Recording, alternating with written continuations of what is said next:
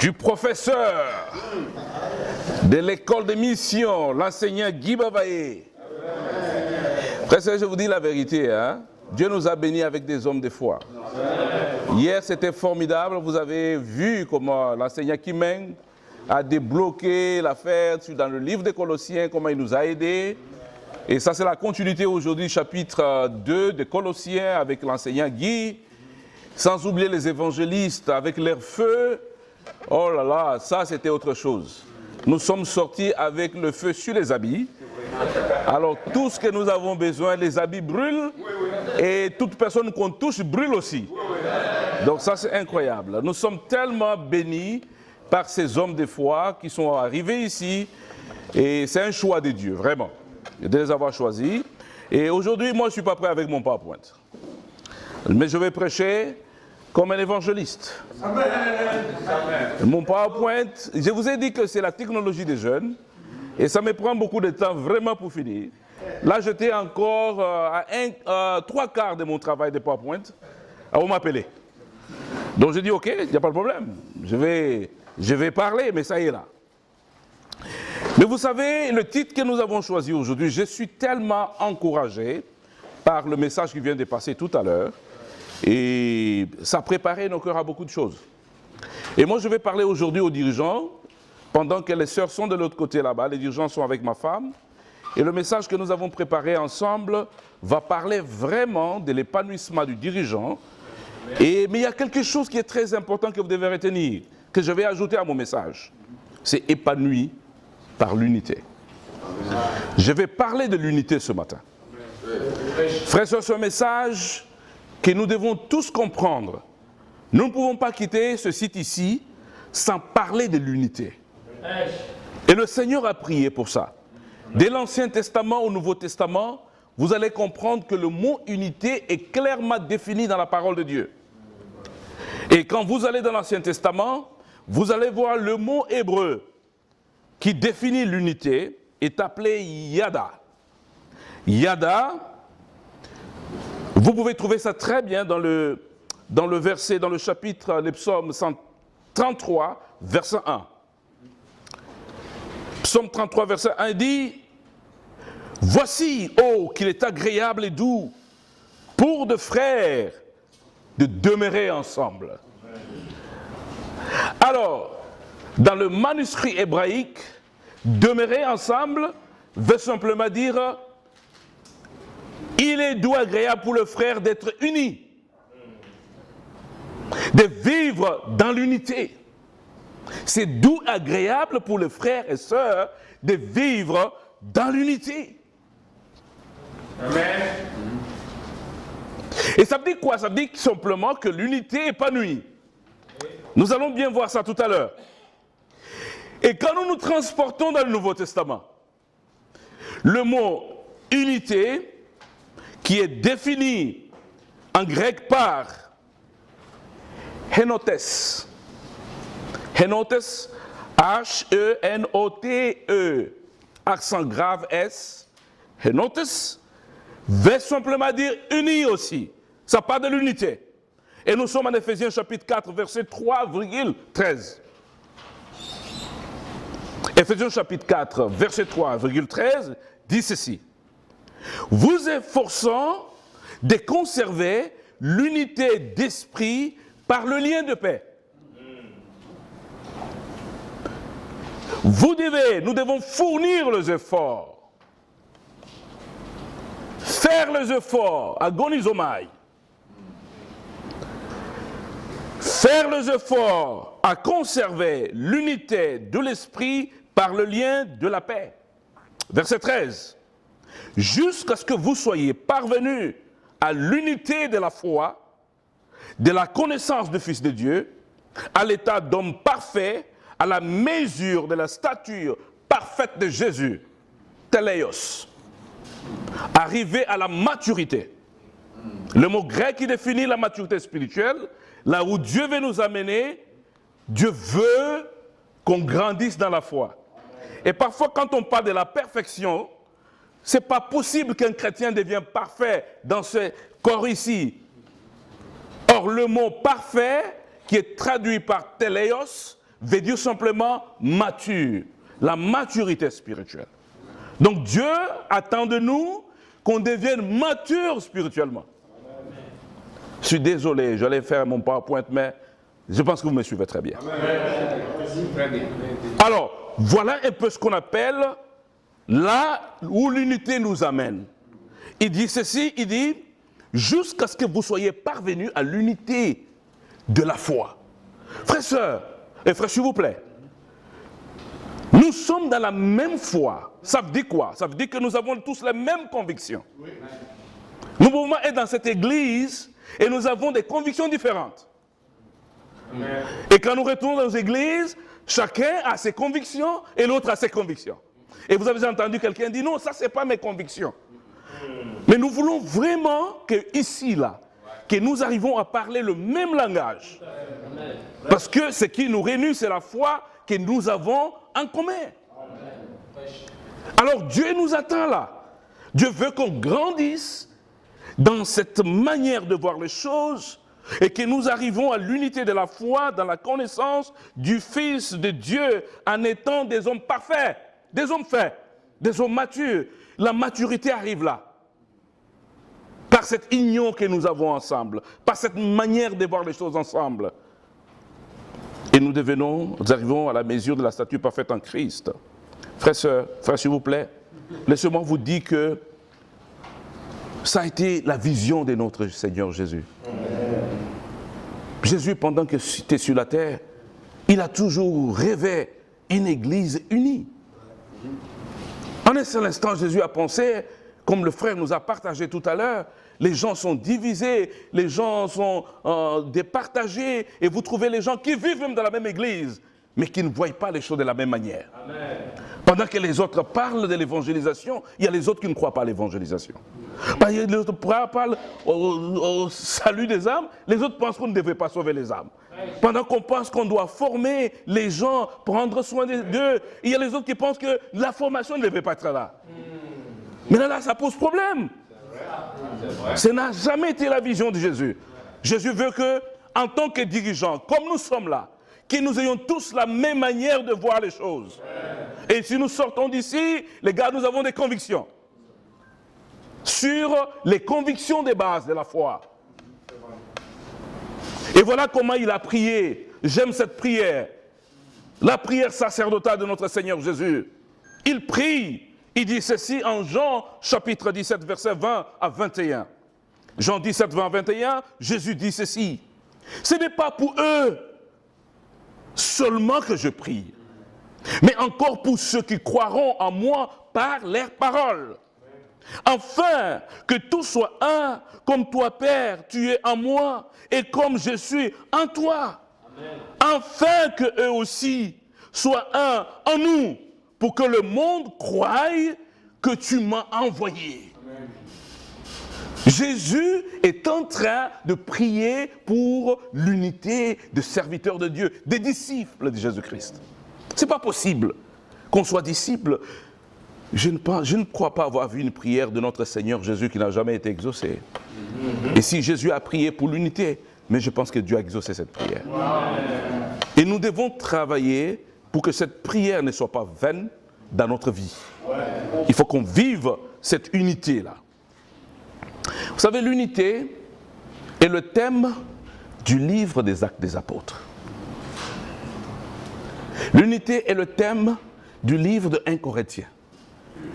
Si vous voulez apprendre de l'unité, par rapport à l'unité, va dans le livre des Actes des Apôtres. Si tu veux apprendre à propos de l'unité, va dans le livre de 1 Corinthiens. Je vais essayer de développer ça tout à l'heure. Et quand vous arrivez dans le livre des Actes des Apôtres, au chapitre 4, verset 32, ce qui est très intéressant ici, c'est quoi? C'est que la Bible dit ceci. Voici l'attitude à avoir après notre baptême. Ça, c'est très important. Je dépose mon chapeau par terre. Acte chapitre 4, verset 32 dit « La multitude de ceux qui avaient cru était d'un cœur et d'une même âme, et nul ne disait que ce bien lui appartenait en propre, mais tout était en commun entre eux. Amen. Amen. Vous savez, quand on croit, qu'on devient chrétien, qu'on est disciple, l'attitude qu'on doit avoir tout de suite après notre baptême, amen, c'est d'avoir la même manière de voir les choses. C'est d'être uni. Tu ne peux pas tout de suite devenir chrétien et tu commences à dire autre chose. Au premier siècle, les multitudes de ceux qui avaient cru n'avaient qu'un seul cœur. Une âme. Ils se sont mis d'accord sur le principe biblique et ils avancent ensemble. Et c'est ça qui fait la famille de Dieu. Amen. Vous voyez ce que je veux dire? Amen. Très important. Et Corinthiens chapitre 2, verset 13. La Bible dit ceci. Nous avons tous en effet été baptisés dans un seul esprit pour former un seul corps. Soit juif, soit grec, soit esclave, soit libre. Nous avons tous été abreuvés d'un seul esprit. Et voilà encore des arguments qui nous montrent aujourd'hui que, frères et frères, s'il vous plaît, nous n'avons pas droit de jouer avec l'unité. Baptisés dans le Seigneur, abreuvés d'un seul esprit, nous sommes condamnés à rester unis. Amen. Amen. Mais comment se manifeste l'unité? J'ai quelques illustrations à vous donner rapidement. Regardons un peu des choses que nous vivons déjà, qui démontrent ou décortiquent l'unité. On peut voir l'unité à travers ces éléments que je vais citer tout de suite. Regardons une nation, un peuple. C'est la plus grande démonstration de l'unité. Regardez comme une nation est unie. Regardez comment un peuple est uni autour des valeurs qui font que ce peuple-là reste ensemble. Et quand vous allez dans la Bible dit que nous sommes une nation. Nous sommes un peuple dont nous avons besoin de vivre l'unité où on n'a pas d'excuses. 1 Pierre, chapitre 2, versets 9 à 10. 1 Pierre 2, 9 à 10, il dit, vous au contraire, vous êtes une race élue, un sacerdoce royal, une nation sainte, un peuple acquis, afin que vous annonciez la vertu de celui qui vous a appelé de ténèbres à son admirable lumière. Vous qui autrefois étiez pas un peuple, et qui maintenant êtes le peuple de Dieu. J'ai été conçu par Apple en Vous n'aviez pas obtenu miséricorde, et qui maintenant vous avez obtenu miséricorde. Première illustration, nous sommes un peuple. Nous n'avons pas le droit de jouer avec l'unité. Pratiquons l'unité en tant que le peuple de Dieu. Amen. Pratiquons l'unité en tant qu'une nation de Dieu. Encore une autre illustration qui nous montre réellement, allons-y vite et regardons cet élément, un corps. Nous sommes un corps. Romains chapitre 12, versets 4 à 5 dit ceci. Par la grâce qui m'a été donnée, je dis à chacun de vous de n'avoir pas de lui-même une trop haute opinion, de se revêtir de sentiments modestes selon les mesures de la foi que Dieu a départies en chacun de nous. Ça, c'est incroyable, frères et sœurs. Frères, s'il vous plaît, je ne sais pas si vous êtes en train de voir ça. Amen. Que Dieu a réparti des choses incroyables dans la vie de tout chacun de nous ici. Chaque fois que chaque frère passe ici devant, je suis émerveillé. Je suis touché. Hier soir, je suis allé dormir avec beaucoup d'admiration et beaucoup de respect pour mon frère Freeman. Mais c'est incroyable. Dans peu de temps, dans une simplicité incroyable. Mais le gars nous a nourris le soir. Donc les gens qui étaient partis dormir, qui n'étaient pas là présents, mais en tout cas, vous avez raté. Mais doucement, il place ses mots, tout ça, il sourit. J'ai dit, waouh, quelle grâce que Dieu a placée dans cet homme de foi. Vous voyez, la Bible est formidable, est en train de nous montrer ici clairement que, car, verset 4 dit, car nous avons plusieurs membres dans un corps, dans un seul corps, et que tous les membres n'ont pas la même fonction. Et ça, c'est incroyable, frères et sœurs. Et vous allez voir, nous sommes ici, nous avons des évangélistes, nous avons des enseignants, nous avons les dirigeants des églises, et nous n'avons pas tous la même grâce. J'aime parler beaucoup plus sur la vie pratique. Peut-être que c'est une déformation du fait que je suis en train de diriger une église. Tu vois, ma tendance de me réaliser, mais je dois me rassurer que nous sommes en train de mettre en pratique la parole de Dieu. Amen. C'est très important. Nous devons vivre ce que nous sommes en train de prêcher. Parce qu'en tant que prédicateur, en tant que dirigeant d'église, tu ne peux pas prêcher les choses que tu ne vis pas. Et ça n'a pas d'impact. Parce que Dieu veut d'abord nous changer, nous transformer nous-mêmes, avant de nous utiliser pour aider les autres. Ici, nous sommes un corps. Et regardez le corps humain. Dans le corps humain, imaginez-vous l'estomac et les yeux et les oreilles et les doigts en train de se chamailler pour savoir qui est plus important. Imaginez-vous, dans le corps humain. Et vous assistez à ces gars-là en train de se chamailler. Lui, j'ai dit, je suis important parce que c'est moi qui regarde. Et maintenant, les doigts disent, mais non, moi, c'est l'évangéliste, il m'utilise chaque fois quand il dit aux gens, répentez-vous, c'est moi qui l'utilise. Et l'estomac, lui, qui est caché, qu'on ne voit même pas, il fait un travail extraordinaire. Parce que s'il a des ulcères, à ce moment-là, tu ne peux pas t'asseoir ici. Tu vas les frapper là-bas pour demander la nourriture. L'estomac a un problème. Mais voyez, tous forment le corps. Mais ils ne se chamaillent pas. Mais ils se complètent. Ils travaillent tous pour le corps. Et nous sommes des serviteurs de Dieu. Nous travaillons pour le corps. Et ça ne pouvait pas exister au milieu de nous. Ce genre de comportement pour savoir qui est grand, qui est petit, qui est meilleur et qui n'est pas meilleur, qui prêche bien et qui ne prêche pas bien. Mais nous travaillons pour le corps. Nous travaillons pour l'église du Seigneur. Chacun de nous a quelque chose à porter à l'édifice. Nous avons simplement besoin de prêter oreille et comprendre qu'est-ce que le Seigneur dit à ses enfants à travers son serviteur. Amen. C'est ça l'unité que nous devons avoir.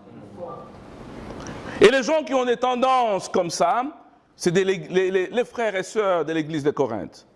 Et ils ont pris tout le temps à commencer à se chamailler pour savoir qui est plus grand. L'autre dit, moi je suis de Paul, l'autre je suis d'Apollos, je suis de l'autre là-bas. Nous allons parler de ça tout à l'heure.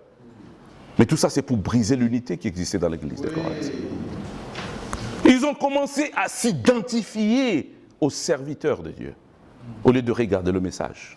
Ils ont regardé le messager. Alors une autre illustration formidable, c'est la famille.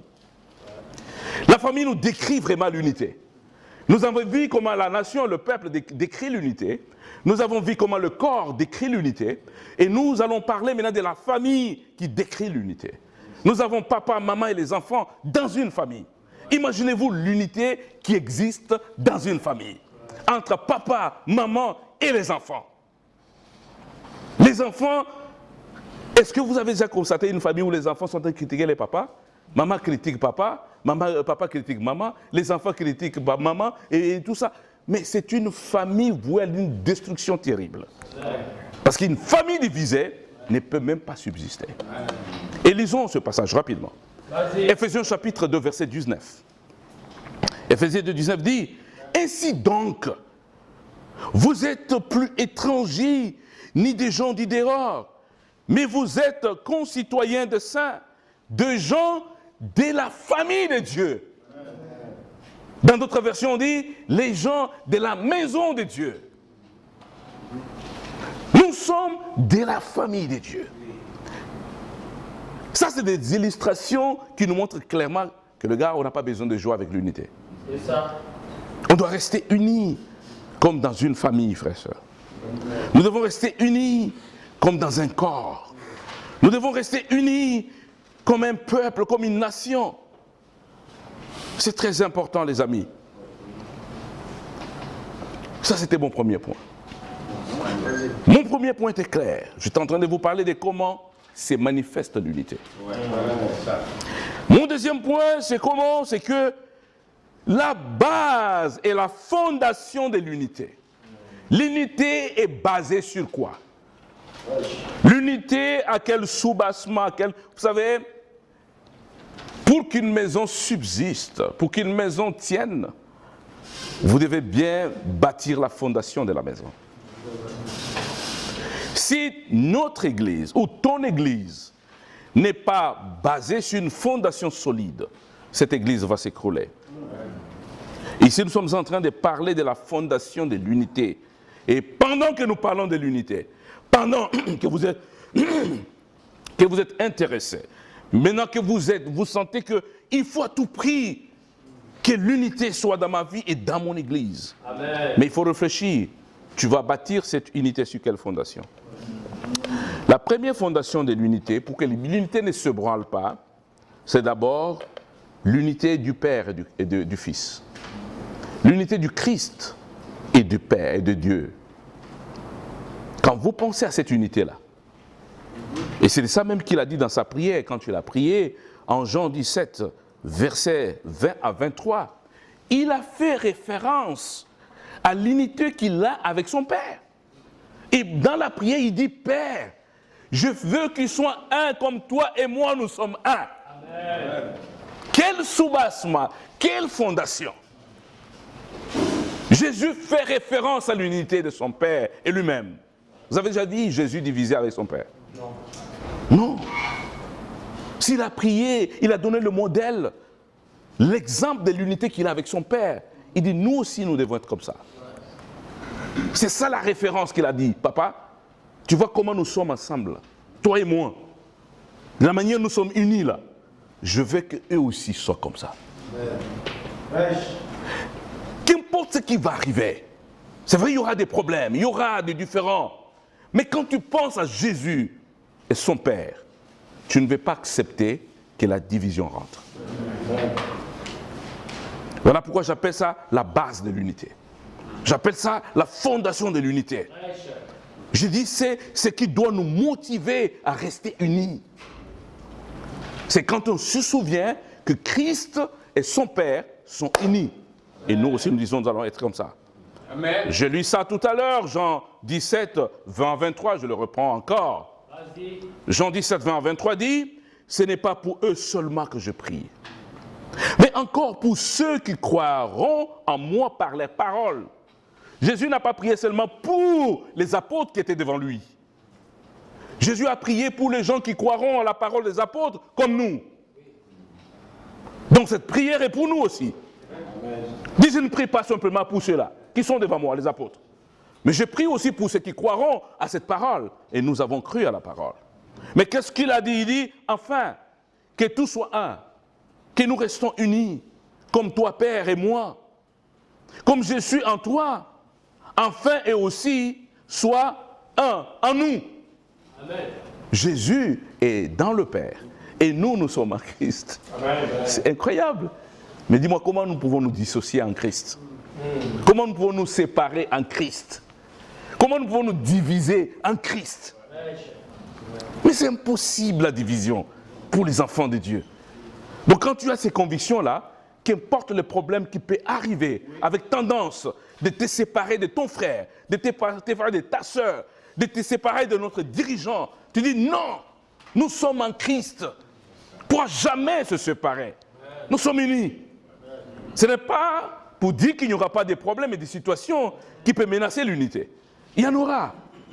Mais c'est notre détermination à sauvegarder et à garder l'unité par de références, des choses qui nous rappellent. Je suis en train de parler des arguments qui doivent nous permettre de garder l'unité. Amen. C'est très important. Quand je pense que Jésus a prié pour moi, il a demandé à son Père que nous restions unis et que nous soyons en lui, dans l'unité. Je ne laisserai pas n'importe quel problème briser ou déranger l'unité qui va arriver. Amen. Amen. Alors, la base de l'unité ou la fondation de l'unité, je parlais de l'unité du Christ et de son Père. Une autre chose très capitale qui peut nous garder dans l'unité ou garder unis, c'est la mort de Jésus sur la croix. La mort de Jésus sur la croix. Pendant que j'étais en train d'étudier cette classe, j'avais des larmes aux yeux. Parce qu'il y a des situations incroyables qui sont arrivées. nous sommes une église à Kinshasa post-crise. Oui, il y a des gens qui se sont divisés, qui sont sortis de l'église, sont partis. Et moi-même, j'étais arrêté un bon jeudi, mercredi pendant le culte de mi-semaine. Et j'étais en train de regarder comment est-ce que l'unité s'est dégradée et comment ça peut faire mal aux enfants de Dieu. Oui. Et dans mes prières, j'ai toujours demandé à Dieu qu'est-ce que j'ai vécu, que ça n'arrive même pas à un serviteur de Dieu. C'est très dangereux. Et ce que nous devons comprendre aujourd'hui, on doit avoir des convictions pour se battre, que ces divisions n'arrivent pas au milieu de nous. Mais il y a des attitudes que nous devons développer. Il y a des convictions que nous devons développer. Quand on pense à Christ, quand on pense à son Père, de leur unité, en tout cas, je pense que nous pouvons rester unis. Et quand nous pensons à la mort de notre Seigneur Jésus-Christ, lisons rapidement Éphésiens chapitre 2, versets 14 à 16. Éphésiens chapitre 2, versets 14 à 16 dit ceci. Car il est notre Père, lui qui des deux n'a fait qu'un, qui a renversé le mur de séparation et de l'inimitié, et anéanti par sa chair la loi des ordonnances dans ses prescriptions, afin de créer en lui-même avec deux un seul nouveau, en établissant la paix, et de réconcilier l'un et l'autre en un seul corps avec Dieu par la croix, en détruisant par elle l'unanimité. Frères, s'il vous plaît, voilà une raison pour laquelle nous ne pouvons pas tolérer la division parmi nous. Parce que Christ est mort à la croix pour que nous soyons unis. Amen. Amen. Encourager la division parmi nous, c'est détruire même la quintessence de la mort de notre Seigneur Jésus. Alors Christ serait mort en vain alors. Parce qu'il est mort pour que nous restions unis. Il nous a réconciliés dans sa mort. Il a détruit le mur de séparation qui nous séparait les uns les autres par sa mort à la croix. Vous comprenez que quand on connaît toutes ces raisons-là, qu'importe des difficultés de lutte qui peuvent venir, nous allons rester unis.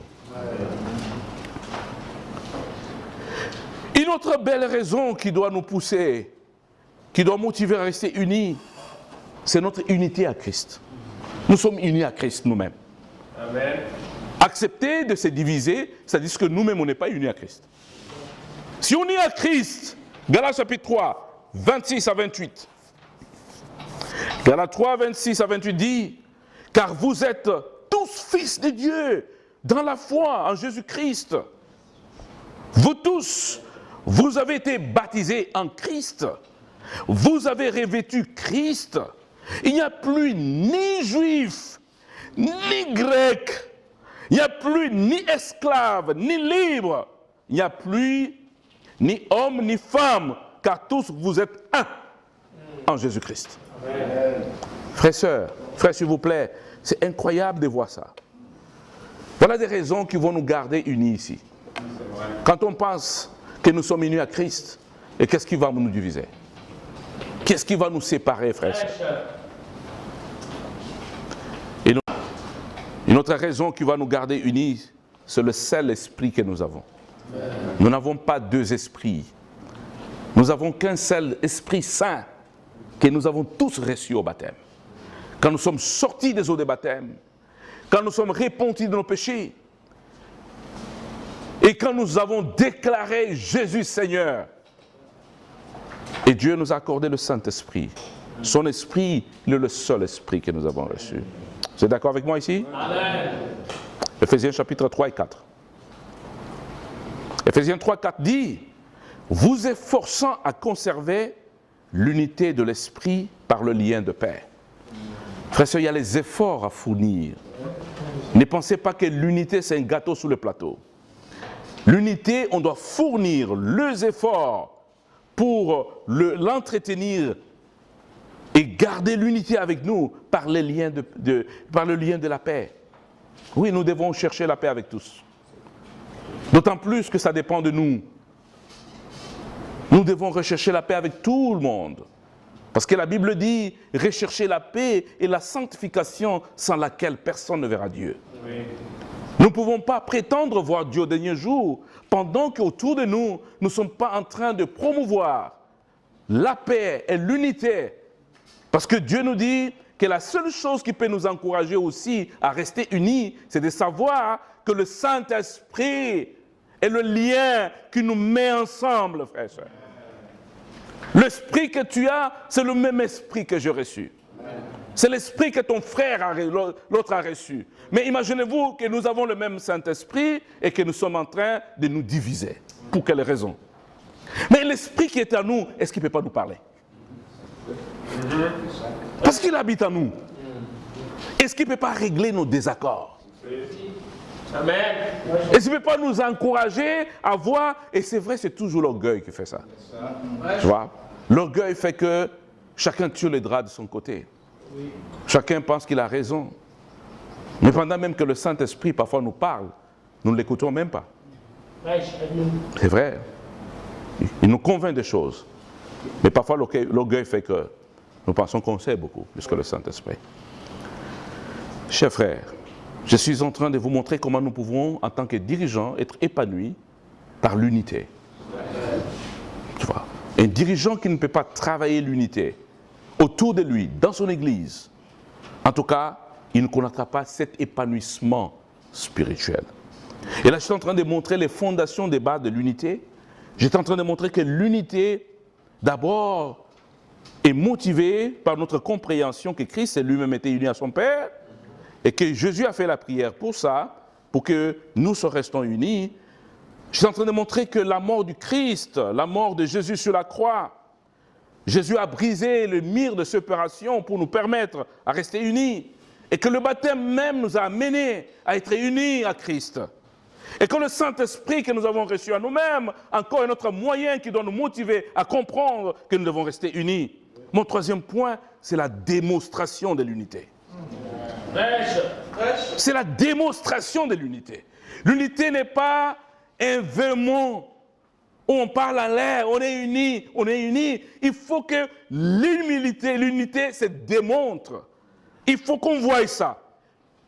Comment vivre notre unité? L'unité se vit dans l'Église.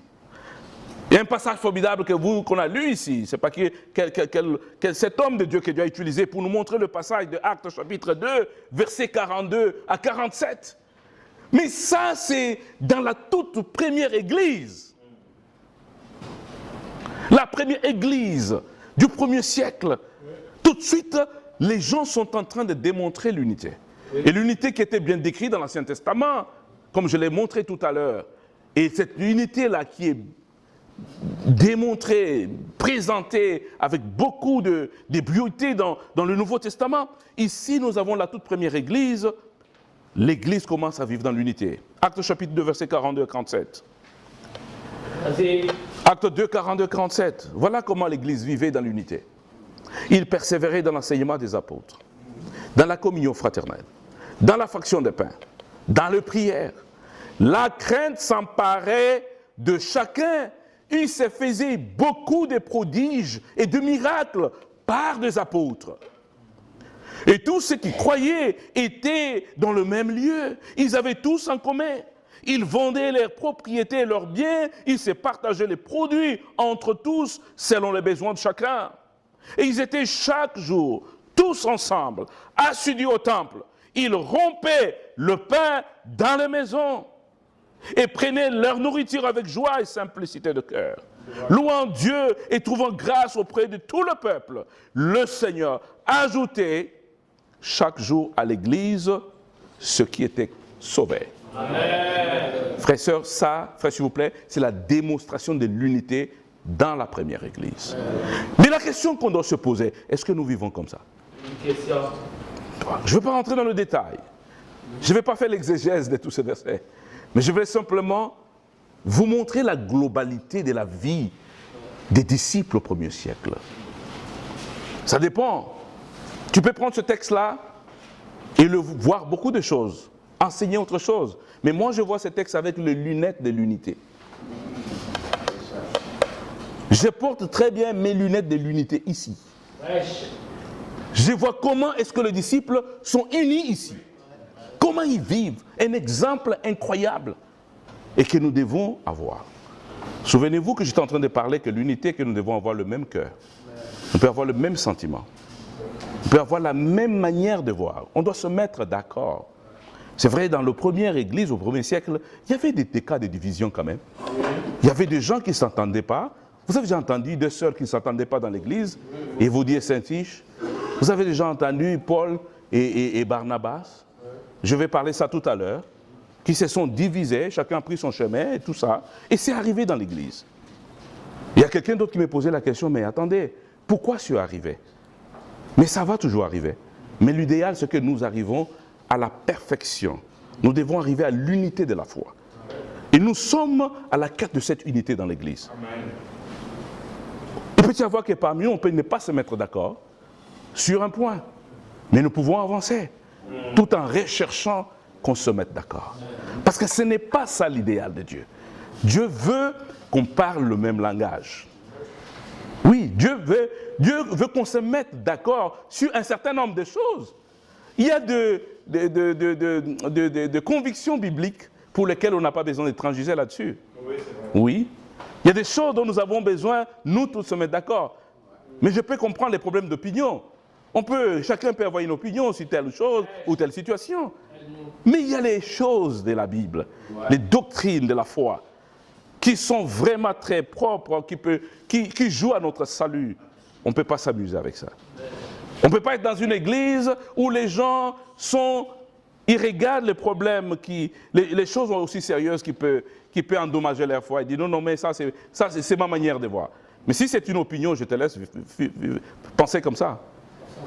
Mais si c'est quelque chose qui est doctrinal, et là, il faut qu'on en parle. Parce que la vie de quelqu'un peut être détruite par une mauvaise compréhension. Alors, créons l'unité. Une manière de voir les choses ensemble dans l'église est très importante. Aujourd'hui, beaucoup des églises, nous souffrons par rapport à ça. Parce que nous arrivons dans l'église, et vous trouverez un groupe de frères, nous, on marche avec un seul pied. Tu le vois et tout ça. Et ils marchent avec un seul pied, dans l'église. Les autres disent non, nous marchons avec les deux pieds. Les autres disent non, on marche avec les pieds en haut, les mains comme ça. Mais on dit on va faire comment? Chacun a ses convictions. Toi, tu marches avec les mains comme ça, les pieds en l'air. Mais ce n'est pas possible. Tu peux redescendre tes pieds là, vraiment comprendre qu'on ne marche pas comme ça. Mais l'autre dit lui, il saute seulement. L'autre truc de marcher là, lui, ça le perd le temps. Comme kangourou. Mais attends, mon frère. Donc, attends. On n'a pas besoin de poser cette manière-là. Donc, c'est une manière imagée que je donne les choses, mais vous comprenez ce que je veux dire. Je ne veux pas que quelqu'un me dise non, on m'a attaqué ici. Non, je vais seulement vous montrer qu'il y a des choses comme ça qui se passent entre nous. Mais on a besoin de comprendre que nous devons créer l'unité entre nous. Pas des marches de kangourou. Pas avec un seul pied. Hein? Pas les mains ici, les jambes en haut. Mais il y a des convictions qui doivent nous mettre ensemble.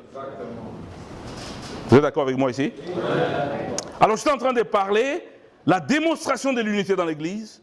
Nous l'avons vu au premier siècle, comment ils se vivaient. Mais il y a une autre chose qui démontre l'unité dans l'Église, c'est le repas du Seigneur.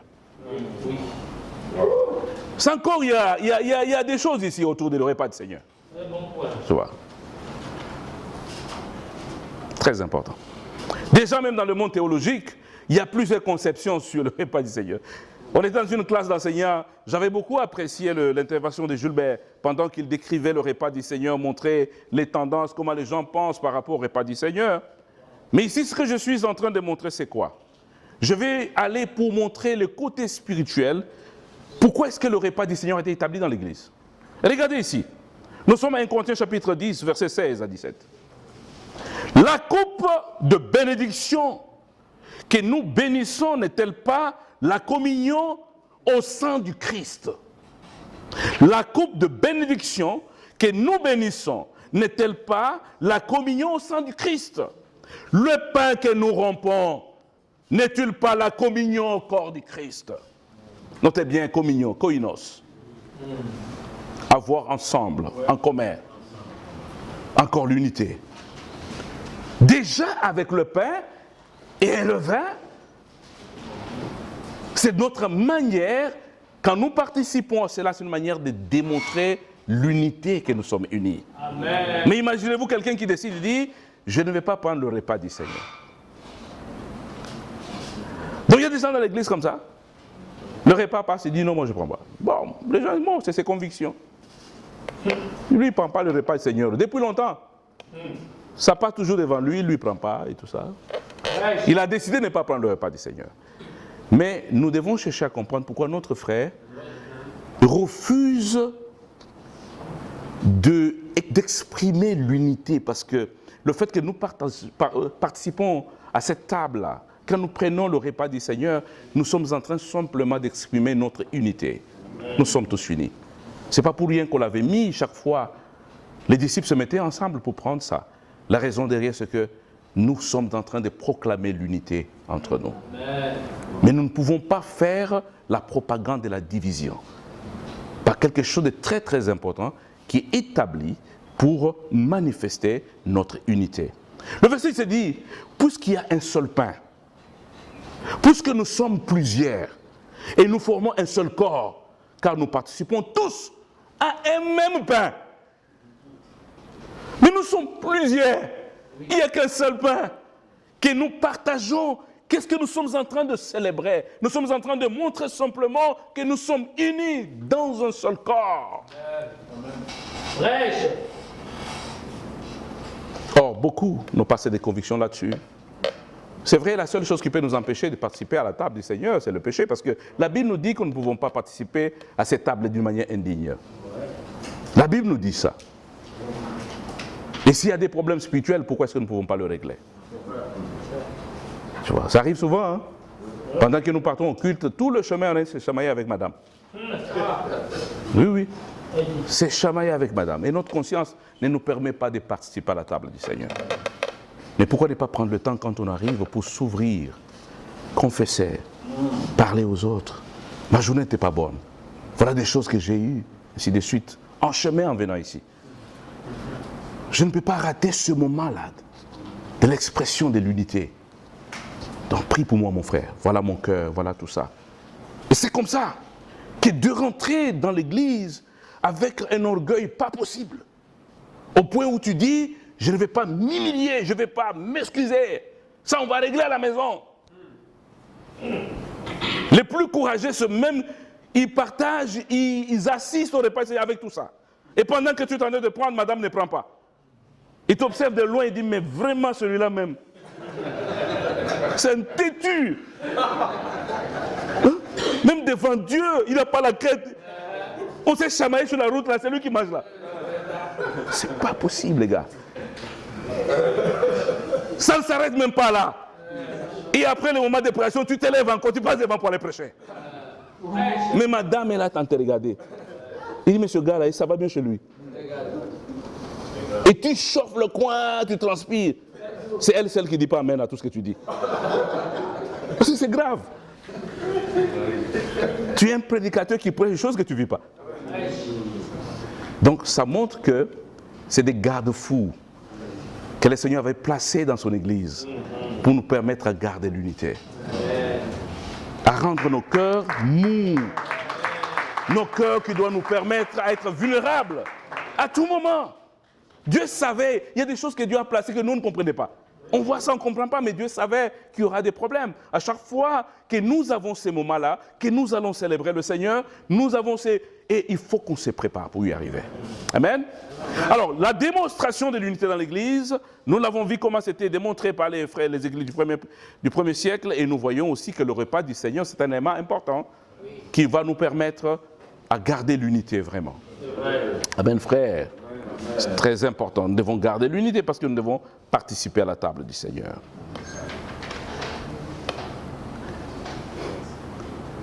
Et mon quatrième point, c'est l'importance de l'unité.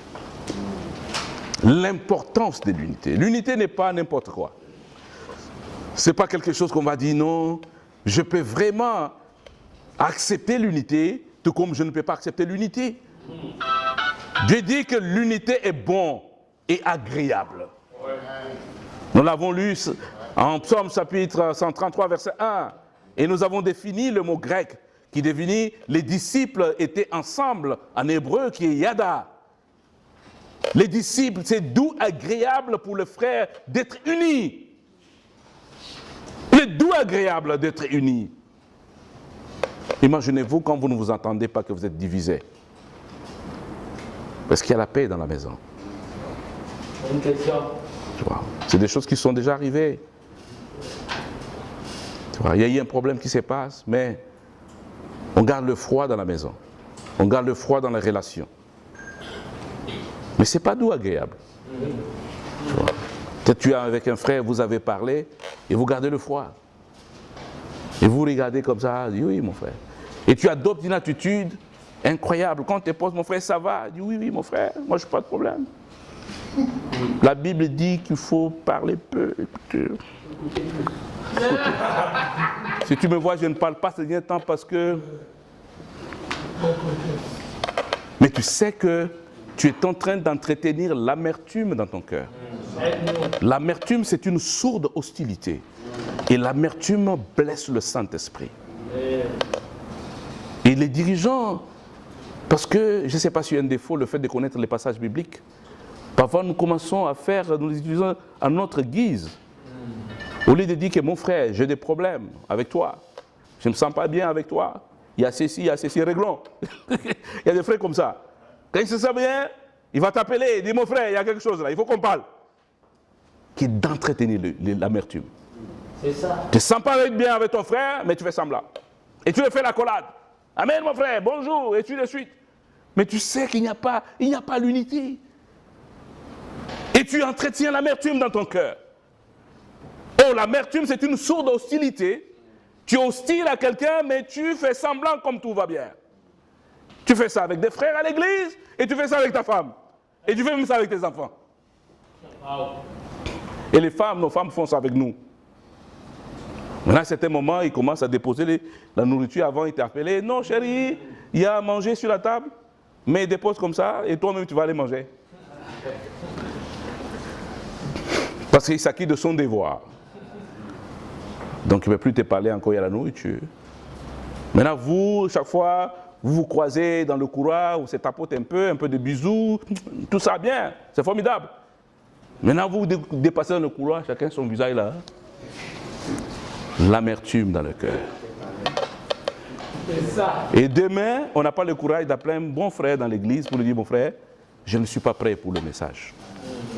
J'ai des choses à régler avec mon cœur. Mais c'est avec cette attitude dont on parle, parce à la chair. Et c'est très dangereux. La grâce est formidable. La grâce ne nous pousse pas vraiment à vivre dans le libertinage.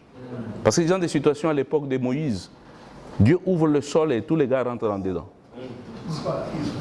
Oui, oui. À l'époque de Moïse, des choses comme ça, c'est grave. C'est dent pour dent et pour œil. On règle les péchés comme ça. Les gens ont la vision de Dieu de l'Ancien Testament. Or, la grâce que nous avons dans le Seigneur doit nous encourager à devenir de plus en plus meilleurs. Tu vois, la grâce nous pousse à craindre le mal. La grâce ne nous pousse pas d'entretenir le péché. Oui, il y a une compréhension de la grâce d'une autre manière. Comme la grâce est là, je dois régler mes problèmes avant d'aller devant mon Seigneur.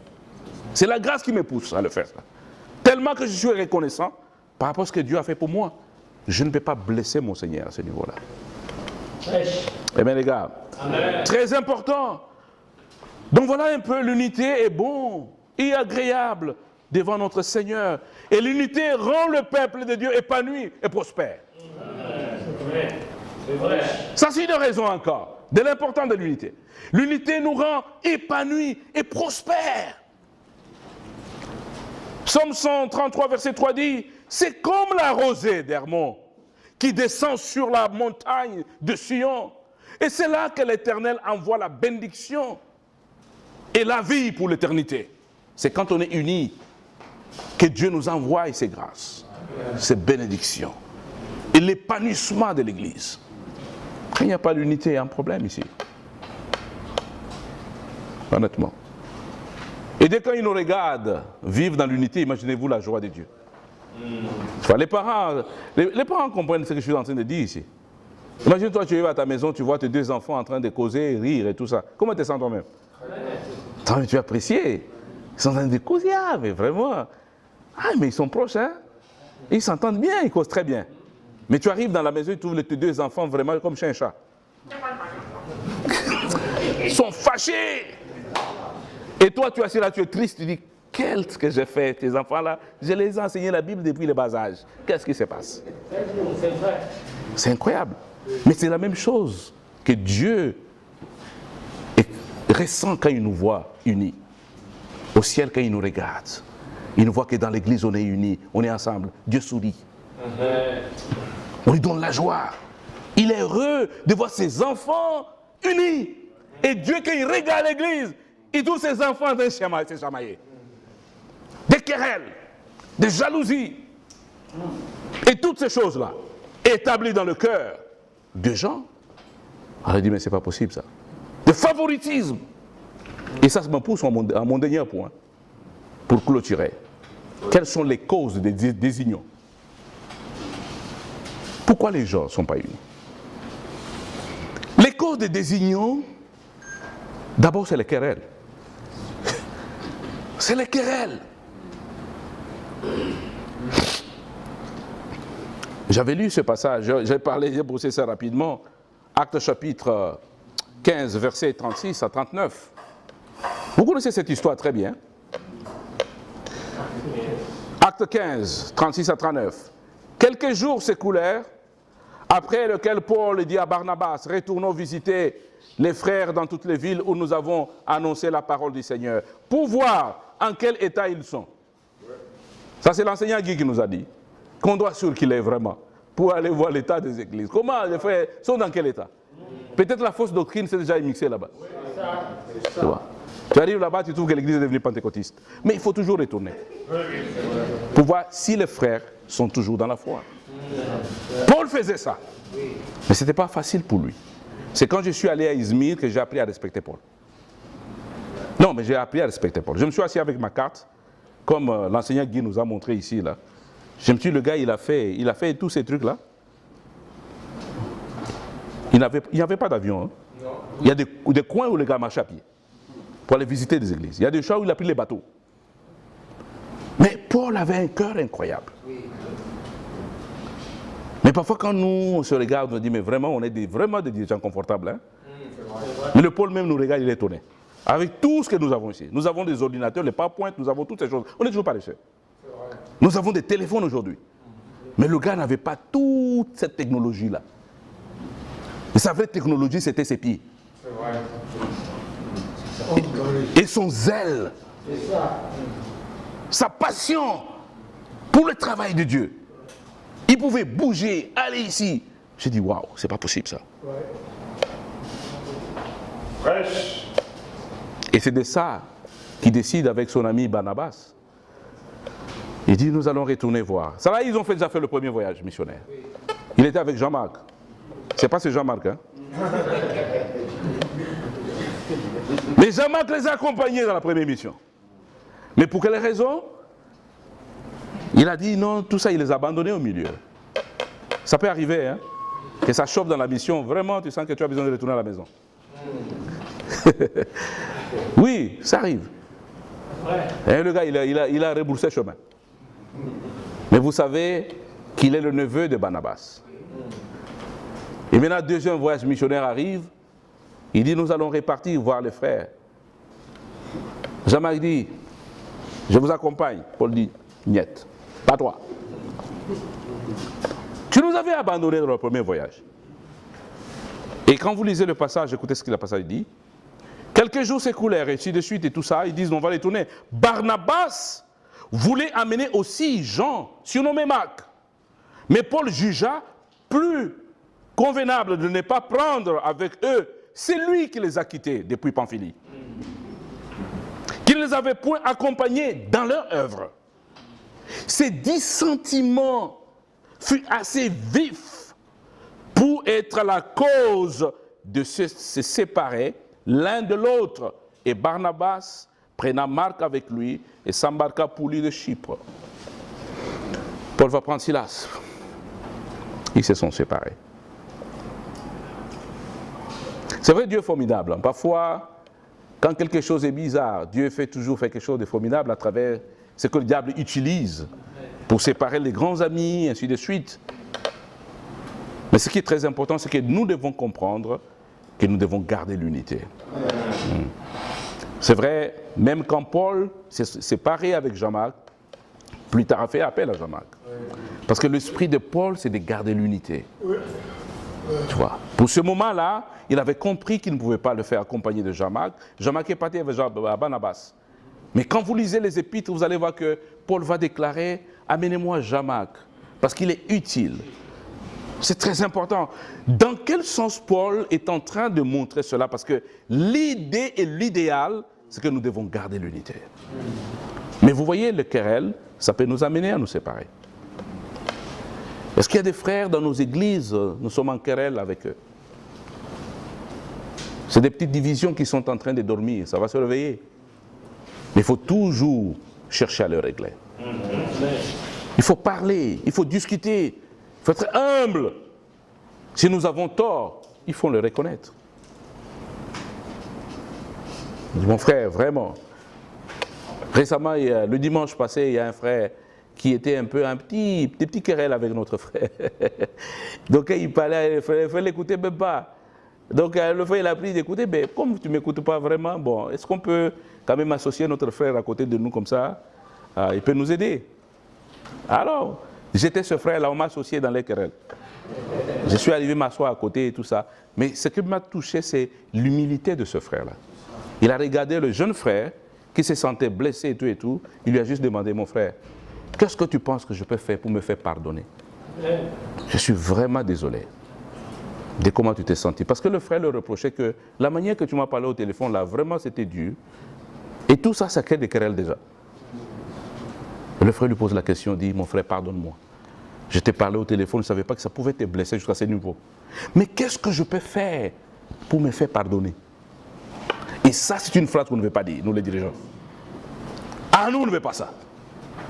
Nous, on tire les dents de l'autre côté. Mais toi, tu n'as pas vu la manière aussi tu as parlé? Mais dis-moi, quel est le mal que j'ai dit dans ce que je t'ai dit là? Ce qui te blesse autant là, dis-moi, c'est quoi?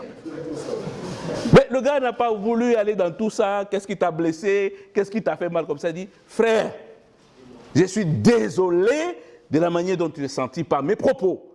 Mais qu'est-ce que je peux faire pour me faire pardonner? Le frère commence à rire. mais la question, mais quelqu'un te demande maintenant, comment toi tu vas lui décrire de la manière et tout ça? Mais tout ce que tu veux faire, c'est rire. Parce que tu n'as pas de procédures, de méthodes pour lui montrer exactement comment il va se faire pardonner. Ou bien tu dis, frère, mets-toi à genoux. Comme ça, je te pardonne. Ou bien, mon frère, commence à sauter jusque là-bas. Le pardon est là. Mais tout ce que tu peux faire, c'est sourire. Voilà. La joie de l'unité rétablie. Chercher cette attitude-là. Amener nos frères et sœurs à rester ensemble. Alors, je suis en train de parler des codes de désunion. Une autre cause de désunion, c'est le favoritisme. Le favoritisme. Nous sommes en Jacques chapitre 2, versets 1 à 4. Jacques chapitre 2, versets 1 à 4. Désunion. Jacques chapitre 2, verset 1 à 4 dit ceci. Mes frères, que votre foi et notre glorieux Seigneur Jésus soient exemptes de toute exception de personne. Supposons en effet qu'il entre dans notre assemblée un homme avec un anneau d'or et un habit magnifique, et qui entre aussi un pauvre misérable vêtu. Et si tournant vos regards vers lui et qui porte l'habit magnifique, vous lui dites, toi, assieds-toi ici, à cette place d'honneur. Et si vous dites au pauvre, toi, tiens-toi là debout, ou bien, Assieds-toi au-dessous de mon marchepied. Ne faites-vous pas en vous-même une distinction. Ne jugez-vous pas sous l'inspiration des pensées mauvaises. Frères, s'il vous plaît, excusez-moi. Le favoritisme existe parfois dans notre manière de traiter nos frères. Oui. Tu vois, nous pensons qu'il y a les autres qui sont beaucoup plus importants et les autres ne sont pas importants. Et honnêtement. Et c'est ça des choses qui créent la désunion. J'ai toujours été marqué par un frère dans notre église, le frère Hardy. Son cœur et son amour, ses frères, il n'écoute pas français, il n'écrit pas aussi, mais il a un cœur formidable. Quand nous arrivons que le dimanche, c'est lui qui arrange les chaises, c'est lui qui fait des trucs et tout ça. Il peut faire des choses, c'est son cœur à lui. Mais dernièrement, nous avons senti qu'il fallait vraiment honorer ces gens de frères. Nous avons organisé un moment où nous avons reconnu vraiment les talents, les services de nos frères et sœurs. On les a donné des diplômes, des certificats pour leur service. Seulement pour honorer ce frère-là.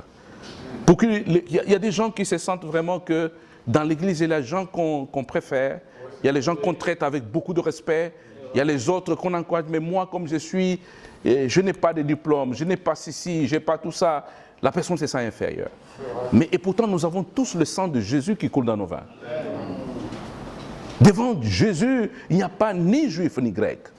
Nous sommes des enfants de Dieu. Il n'y a pas esclave ni libre. Mais pourquoi est-ce que nous pouvons nous permettre d'établir des exceptions des personnes? Et tel là, il faut le traiter avec beaucoup de respect. Celui-là, il ne faut pas le traiter avec moins de respect, ainsi de suite. Et ces choses, ça crée de querelles dans l'église. Ça fait que l'unité n'existe pas. Bon, les gens qui sont dit, non mais écoutez, nous, c'est toujours les gens là qui sont bien habillés, nous on est comme ça, on va créer des classes, ainsi de suite. Et parfois aussi, une autre chose qui crée la désunion dans l'église, c'est un peu l'ancienne doctrine d'avoir des laïcs et des clergés. Et ça, c'est encore une fausse doctrine terrible. Oui, nous sommes en train de parler des hersies. Et on arrive dans ton église, toi tu as vraiment une chaise Louis XIV devant là-bas. Toi tu vois ça devant ta chaise Louis XIV là-bas. Là les autres peuples en bas là-bas. Mais ça existait avant. Tu vois, c'est cette séparation-là de classes des chrétiens, des laïcs et des clergés. Et pourtant la Bible nous dit que nous sommes tous les souverains sacrificateurs. Amen. Nous sommes des sacrificateurs chrétiens. Il n'y a pas de séparation dans l'église. Et cette manière de traiter les gens, ça crée des favoritismes dans l'église. Amen. Amen. Beaucoup de gens se posent la question, mais pourquoi tous nous sommes toujours ici? Quelqu'un rentre ici, il va poser la question, mais qui organise cette histoire ici? Normalement, sa chaise devait être là-bas, pas vrai? Oui. Dans l'autre monde. Hein? Mais quand tu arrives à l'église du Christ, vous trouverez que tous les frères et sœurs sont ensemble. Oui. C'est incroyable. Pourquoi? Vous n'avez jamais posé la question? C'est parce que nous voulons rester unis. Nous sommes ensemble. On ne veut pas créer cette différence-là. Que les gens se trouvent qu'ils sont loin des autres, de votre proche. Nous encourager les uns les autres. Et je vais terminer avec un autre point très important qui peut créer la désunion dans l'Église, c'est l'hypocrisie. L'hypocrisie. Galates chapitre 2, 11 à 14. L'hypocrisie. Et ça, c'est un péché horrible que nous devons combattre dans la famille de Dieu parce que ce péché-là vole le cœur de l'unité dans l'Église. Alors, regardez un peu ce qui se passe avec notre ami Pierre ici. Quelqu'un a lu ce verset-là. Je pense que c'est Raymond. Lorsque Céphas vint à Antioche, je le résistais en face. Parce qu'il était répréhensible. En effet, avant l'arrivée de quelques personnes envoyées de Jacques, bien sûr, il est à Jérusalem. Et il mangeait avec les païens. Ce n'est pas les païens, c'est les gens d'autres nations. Tu vois? Il mangeait avec ces gens, les gens d'autres nations. Ce qu'on appelle les païens. Et quand elle fut venue, il s'esquiva. J'aime ce vocabulaire. Pierre s'est esquivé, il s'esquiva et s'éteint à l'écart par crainte des circoncis. Les circoncis, c'est les Juifs qui venaient de Jérusalem. Avec lui, les autres Juifs usent aussi de la dissimulation. Soulignez le mot dissimulation. En sorte que Barnabas même, le grand Barnabas, l'oncle de Jean-Marc, même fut entraîné par leur hypocrisie. Voyant qu'ils ne marchaient pas droit selon la vérité de l'évangile, j'ai dit à ses faces, en présence de tous, si toi qui es juif, qui vis d'une manière de païen et non de la manière de juif, pourquoi forces-tu le païen à judaïser? Amen les gars. Amen. Ça c'est très important ici. Hein? Vous savez, avoir une double vie, double nature, double attitude, c'est quelque chose c'est une démonstration de l'hypocrisie. Ici, Pierre est en train de démontrer sa double nature. Ça dit quoi? Il peut manger avec les gens d'autres nations, et quand les Juifs arrivent, il se proclame qu'il n'est pas avec eux. Et là, il est avec le Juif maintenant. Et Paul, quand il regarde cette attitude-là, il dit non, ça c'est pas correct ça. Et cette attitude est en train de créer la désunion. Nous sommes unis déjà. Jésus a prêché, il n'y a ni grec ni juif, on est ensemble. Et c'est ça que Pierre pratiquait. Mais qu'est-ce qui l'a poussé maintenant à s'esquiver quand il a vu des frères qui sont venus de Jérusalem? C'est là que nous devons avoir des convictions personnelles sur des convictions bibliques. Le frère de Jérusalem arrive et trouve Pierre, mais qu'est-ce qui se passe? Tu manges avec ces gars-là? Il dit oui, je suis là à cause du Christ. Christ a déjà aboli, non? Nous sommes en Christ, nous sommes unis. Le mur de séparation entre le juif et le grec a été aboli. Mes amis de Jérusalem, je vous dis ça combien de fois? Et ils commencent même à pleurer. Ah, les gens de Jérusalem vont comprendre. Ah, Pierre, calme-toi, hein, mais vraiment on comprend et tout ça. Mais Pierre ne fait pas ça. Tout ce qu'il trouve à faire, c'est s'esquiver. Pour plaire à nos gars qui viennent de Jérusalem. Jusqu'où nous sommes capables d'afficher nos convictions pour garder l'unité. Pour garder l'unité. Et cette unité, ces convictions doivent venir de la parole de Dieu. Mais je pense que Pierre, s'il mangeait avec ces gens-là, c'est parce qu'il avait cette conviction-là. Oui, mais il a eu peur quand il a vu les autres. Peut-être qu'on va le traiter et dire, ah Pierre, toi aussi tu es juif, tu as commencé vraiment à faire des choses. C'est-à-dire ce qu'il y avait double nature en Pierre, en même temps qu'il est en train de défendre les convictions que Jésus lui a transmises, mais en même temps il a la peur de ne pas blesser les circoncis. Tu vois, il va les arranger, il va les aménager. Et Pierre, quand Paul regarde ça, Paul dit non, c'est pas comme ça Pierre. Affiche les convictions Pierre, même devant les circoncis. Donc je suis en train de vous montrer quelques 3 points très importants qui sont la cause des désunions dans l'Église. L'hypocrisie, très important. En tant que serviteurs de Dieu, nous devons faire attention à ce genre de choses. Et cette hypocrisie, ça peut être aussi la politique. Tu vois, la politique. Oui. C'est-à-dire, on dit des choses, on part à côté, les autres ne sont pas. Et tout ça, quand tu vois une autre, tu dis autre chose, tu dis l'autre chose. Mais c'est de la politique, c'est de l'hypocrisie qui rentre dans les choses. Tu vois, on ne parle pas le même langage. On ne dit pas les mêmes choses. Et tout ça, ça détruit l'unité parmi le peuple de Dieu.